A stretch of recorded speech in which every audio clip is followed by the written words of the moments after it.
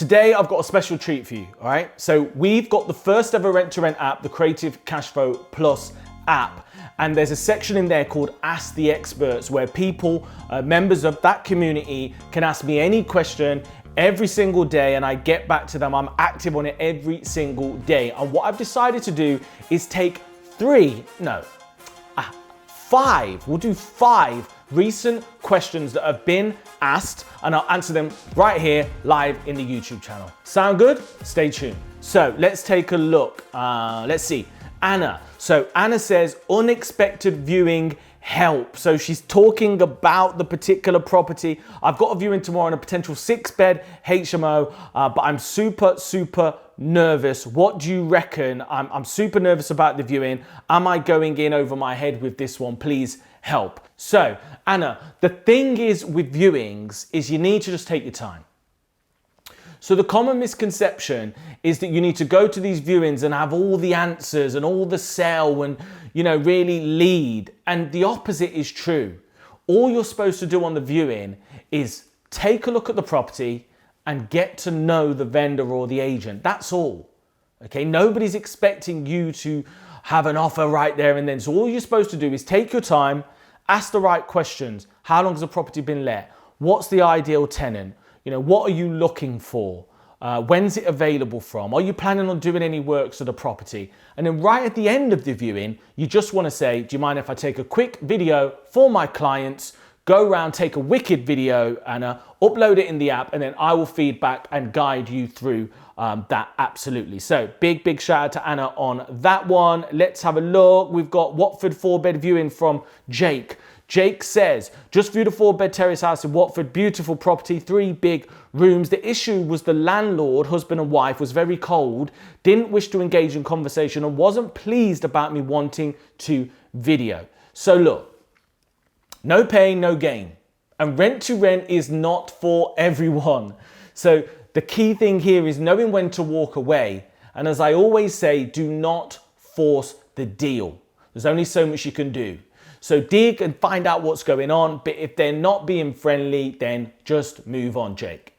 If you're finding this useful and want to join the app, I'll post a link somewhere below. As I say, there's tons of value and you can ask me questions and I will answer every single day, plus loads more bits and bobs. So big shout out to Rod. Rod says, apologies in advance if this is a very newbie question, but I'm scratching my head with it. How do you determine which property to use when you're doing Rent-to-Rent 2.0, HMO or SA? And it's a great question, Rod. And for me, typically, you will struggle to make anything less than 4 lettable rooms work unless you're up north. So if you're down south and it's less than, well, to be honest with you, you will struggle to make 6 or less work down south in London. You're going to need 6 beds minimum. So normally what happens is in London, if it's 5 beds or less, it's going to have to be SA. If it's 6 bed or plus, it might do. In the north, you might be able to do 3 bedrooms, 2 reception room properties, no problem, and they work for HMO. There's loads of factors involved in this decision, but usually when you crunch the figures, it will be known. It will make itself known very easily. And every now and then you may get a unicorn where both could work. And I love those deals because it gives you more options and you've got more diversification in your portfolio. Hope that's useful, Rod. What else have we got? Let's see. Steve says, wondering if some of you won't mind sharing some of your HMO and SA pictures. I'm no interior designer and understand the benefit of having the house decorated like a home to sell easier. So naturally, I can't really post pictures on this video, but maybe the edit man, we can just post some pictures of a few images of the properties and the standard we go for. So remember, you do want to make sure that you do have lamps, that you do have some wall art, that you do have coffee tables, the odd rug, and just make sure the property is dressed and warm and looking nice, especially for serviced accommodation, Steve. I hope that's useful. And last but not least, Alex says, guys, what do you do when you get an application form and an agent asks you for employment status and address references? The agent done the viewing, we're going in as a company. So they know that he's doing it as a company, but they're still sending an application form which is for an individual. This is very common.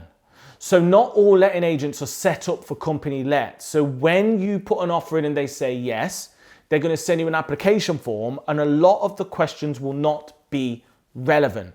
Just answer it the best way you can and just be honest and say, look, we're a new business, but I'm able to act as a personal guarantor.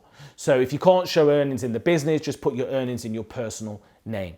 All right then. Hope that's useful. So that's been Ask the Expert Special Edition. If you like the idea of being able to ask me these questions and me doing content and responding, then make sure you head over to simonsmithonline.com. I'll put a link in the description below to the app. I would love to see you there, and I'll speak to you in the next video. Take care.